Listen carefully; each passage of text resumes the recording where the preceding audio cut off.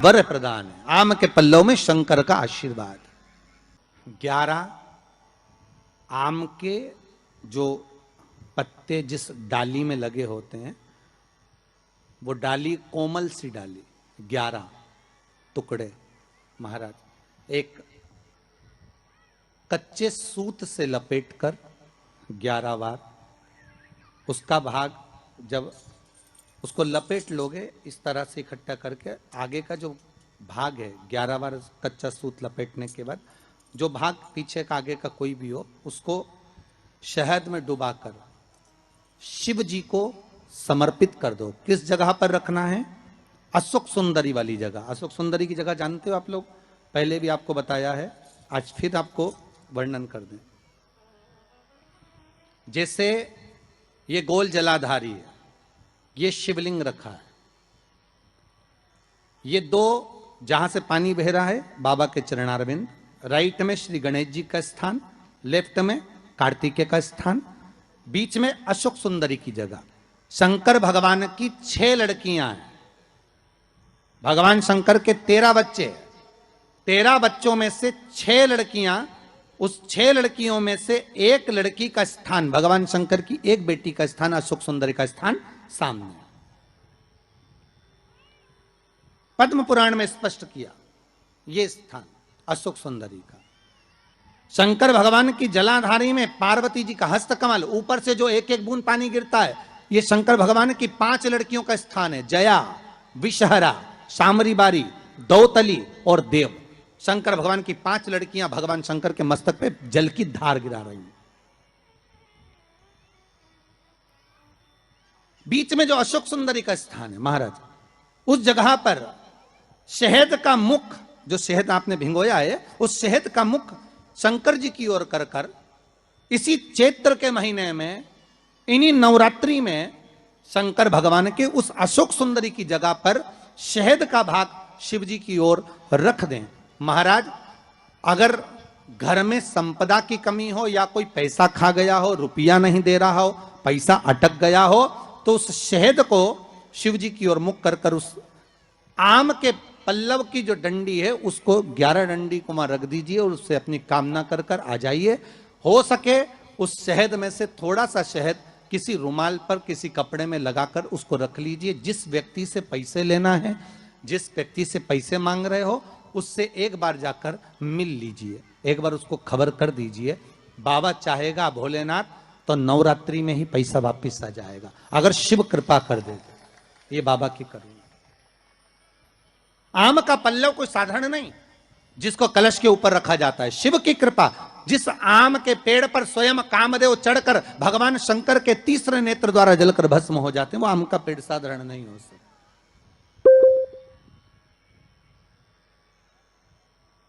सहज नहीं है।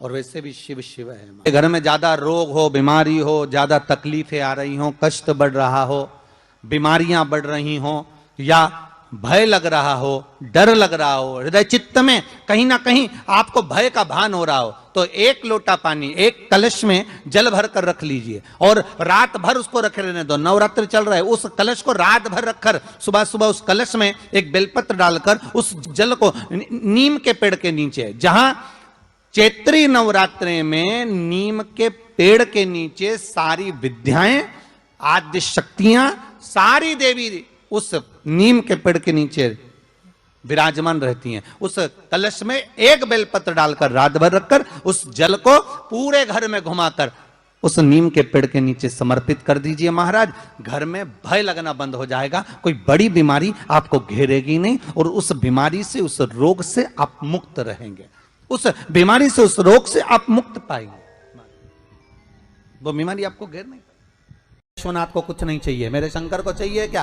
अगर आपके जीवन में ऐसा लगे कि बहुत बड़ी बीमारी आ गई और आपके घर का व्यक्ति वेंटिलेटर पर पड़ा हुआ है, तो शमी के वृक्ष के फूल ले आओ 7, और शमी के वृक्ष के 7 फूल लाकर एक एक फूल शंकर भगवान को श्री शिवाय नमस्तुभ्यम कहकर उस व्यक्ति के लिए जो पड़ा हुआ है, अंतिम सांसें गिन रहा है, जिसको अटैक आ गया, अंतिम सांसों में जो गिन रहा है, उसके नाम से भगवान शंकर पर चढ़ाना प्रारंभ कर दो। मात्र 7 पुष्प, उस शमी के वृक्ष के 7 पुष्प आप शिव को समर्पित करिए, उसका नाम और गोत्र बोलकर, और भगवान शंकर का मूल मंत्र श्री शिवाय, जम के बोलिए श्री शिवाय नमस्तुभ्यम बोलकर एक एक शमी का फूल शंकर पर चढ़ाना प्रारंभ कर दो।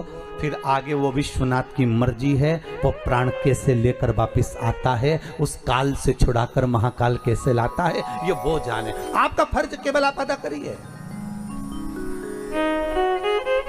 जब अंत में डॉक्टर भी हार जाते हैं, जब अंत में डॉक्टर भी कह देते हैं कि अब हमारे बस का नहीं है, अब तो उस परमात्मा के हाथ में, मतलब डॉक्टर को भी मालूम है कि एक और डॉक्टर बैठा हुआ, एक डॉक्टर और है, वो बस वो थोड़ा सा दूर तो रहता है पर करीब भी बहुत है। कई लोग कहते हैं गुरुजी वो कैलाश पर रहता है बहुत, तो उनको बुलाएंगे तो आएंगे। हमने कहा कैलाश पर तो रहता ही नहीं है, जहाँ भक्त है वहाँ भगवान, वो दूर तो रहता ही नहीं। आप तो बस केवल उसको बुलाने का प्रयास करिए, आप दिल से बस उसको हाजिर, वो दिल से बुलाओ तो उसको।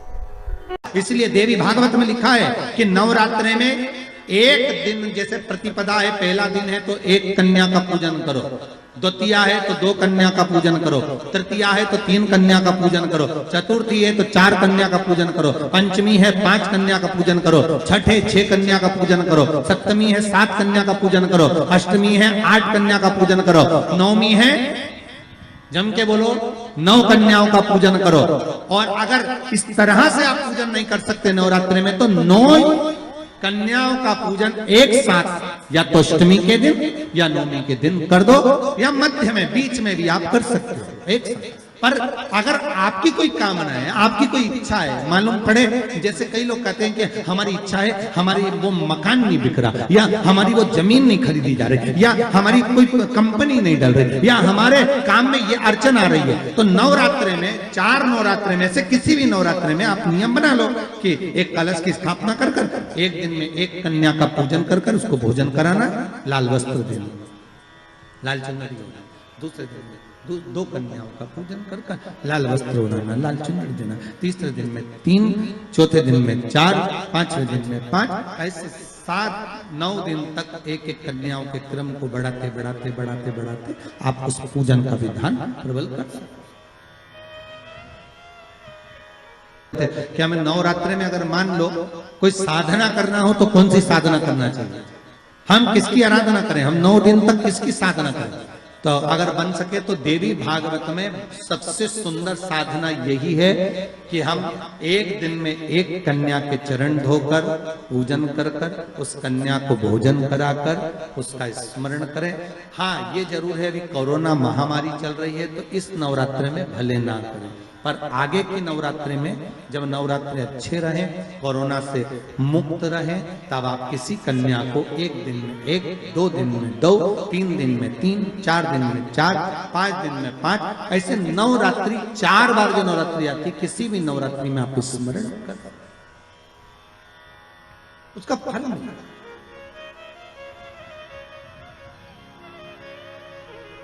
उसका फल होगा।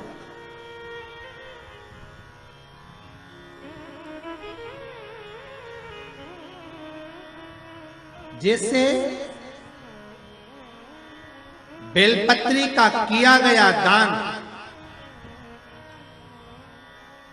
छिन्न नहीं माना गया। किस चीज का दान? जम के बोलिए जरा। बेलपत्री। बेलपत्री का किया गया दान छिन्न दान नहीं है, समाप्ति नहीं होती। बेलपत्री अगर आपने कोई आपसे कहा जी जी तुम्हारे यहाँ बेलपत्री लगी है, जरा 8-10 दे दोगी क्या? बिल्कुल। और उससे कहो बेलपत्र तू मत तोड़, हम तोड़ कर देते, और अपने हाथ से बेलपत्र निकालकर उसको दो दान। ये छिन्न दान नहीं है, ये समाप्त नहीं होता। ये बेलपत्र का दान अविरल दान बढ़ता है।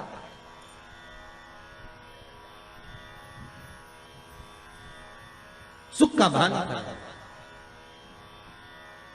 ये छिन्न होने वाला नहीं। अभी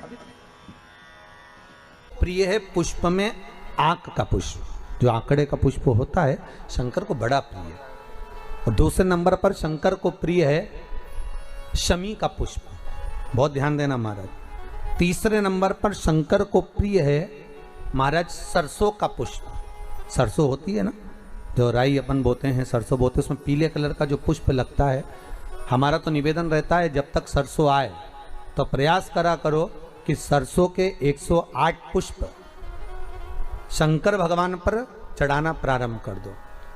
महाराज ये पक्का है कि वर्ष भर कोई बड़ी बीमारी आपको घेर नहीं सकती अगर सरसों के फूल शिव को चढ़ रहे हैं तो।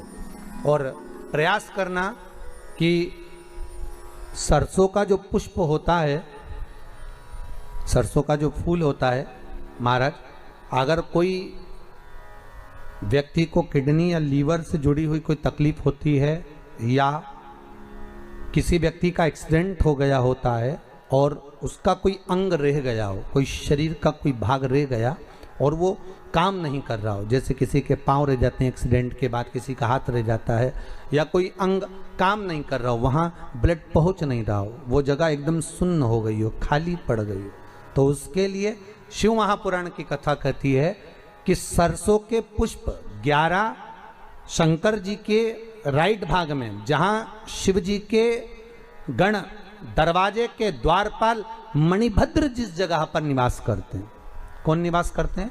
मणिभद्र। शंकर जी के दरवाजे के द्वारपाल हैं मणिभद्र जी। तो मणिभद्र दरवाजे के द्वारपाल में राइट भाग में मणिभद्र जी विराजते हैं। मतलब राइट भाग कौन सा हुआ? जब आप मंदिर से बाहर निकलेंगे तो राइट भाग, मंदिर में प्रवेश करेंगे जब राइट नहीं होना चाहिए, आप मंदिर से जब जाएं तो राइट भाग।